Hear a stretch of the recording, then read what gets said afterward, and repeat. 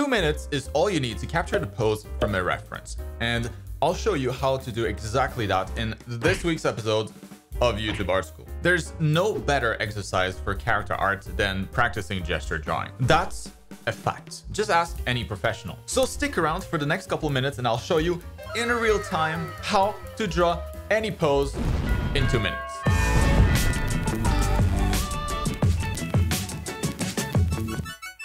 All right, class is in session. Pay attention. I actually recommend that you whip out a drawing pad right now and try this along with me for maximum art gains. You'll see it's super fun. I'm going to be doing a bunch of poses today using references like this that I got on QBrush, and I'll explain the process step by step in real time. I want to say though, for complete beginners, like if you've never drawn before, that might be hard to follow, but I cover all of it in much greater detail in my art program, so that might be worth looking into, but more on that later. Either way, here we go. What I'm doing here is what we're going after today: a 2-minute pose study from reference, a gesture drawing. The best possible exercise to become a total Chad of a character artist. I'm going to explain everything starting with the next one, but right before that, let me quickly go over the character mannequin that we'll be using. 2 minutes is not a lot of time to draw a pose, so it's important to be familiar with the mannequin that we'll be drawing first. And here are all the pieces. Every character will use a similar mannequin, so you just got to learn this once, and you should be kind of set. The head is made up of a sphere and a simple V for the jaw. The neck is just a simple cylinder, and I say cylinder since it's best to think of those shapes as 3D volumes rather than 2D. The torso then is just a vertical ellipse shape above the pelvis, which itself is another ellipse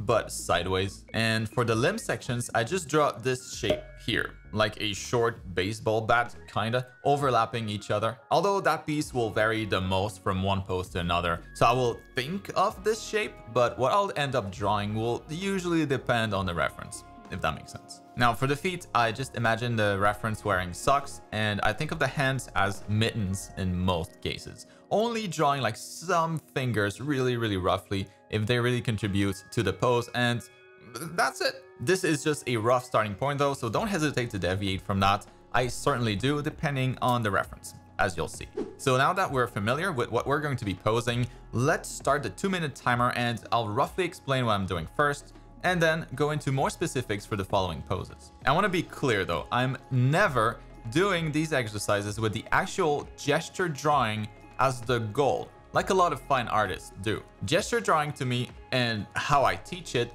is always as a first step to drawing a fully fleshed out character. It's more of a quick construction. Of course, most of the time it will just stay in that form and never become more than a gesture drawing, but it's a very important distinction.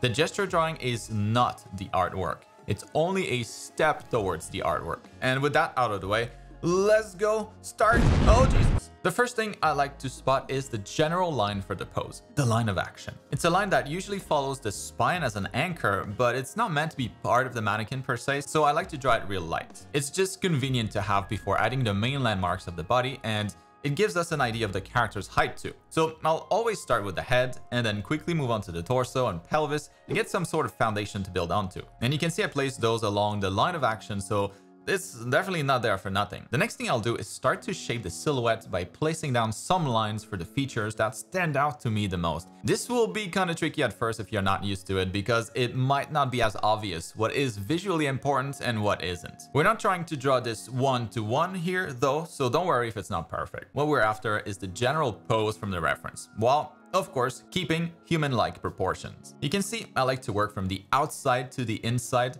silhouette first and then the notable anatomy features. I'll add the different sections of the limbs using the baseball bat shapes that I showed earlier, kind of as a last step, and I'm not too rigid about maintaining the shape perfectly either. Again, I think of that shape, but what I draw might be slightly different. And the whole idea with these shapes, by the way, is that it's easier to measure at a glance when they're all the same thing, because the character's gonna look kind of weird if the limbs are all different length. And with the last few seconds I have left, I'll usually try to fix minor mistakes or add some details that can help convey the pose better. I want to say a lot of my students will naturally neglect the hands and the feet at first, but I always try to hammer into them that they should really save time for those, because they typically add a lot to the pose. The feet especially, to make sure that the characters feel grounded, not floaty. A good pose starts with the feet. Now, for this one, I kind of spent too long on the face initially. I would usually recommend saving that for later if you have time at the end, but I felt it would help sell the pose. Maybe it does,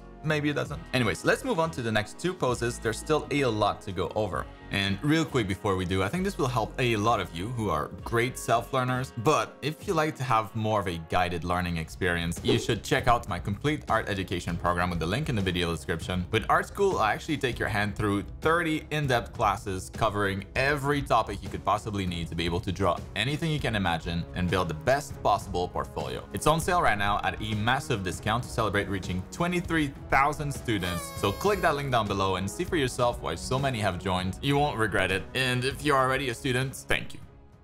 Alright, now the first gesture of the day is always the worst one, so I feel pretty warmed up by now going on my third. I'm going to start exactly the same way, so there's really not much to think about here. Just a line of action, head, torso, pelvis, and then I'll try to quickly identify what I should highlight for this pose, where to put my effort, and where to cut some corners. Gesture drawing is always a little stressful at first because of the time limit, but a few poses in and you should start to feel a little bit more confident. And you know, the time just seems like it slows down a bit. Anyways, for this pose, I felt the more interesting part was the chest area, with the way that the chest muscles create all these cool shapes. So I'm spending some extra time here. You can see here, I'm noticing different things in the anatomy compared to the previous gestures, like the way the back muscles lead into the shoulder muscles in this continuous line. I think it really helps the flow of the pose. And as soon as I see a new reference, those are the kinds of things that I try to spot as soon as possible, like how his left foot is in front of the right, so it appears to be a bit lower, or how the fist lines up pretty well with the eyes, or how his left elbow is just above his head, or how his knee are both lined up horizontally. It's always going to be different from one reference to the next, but the faster you're able to spot these reference points, the faster you'll get at gesture drawing, and you know, the more details you'll be able to draw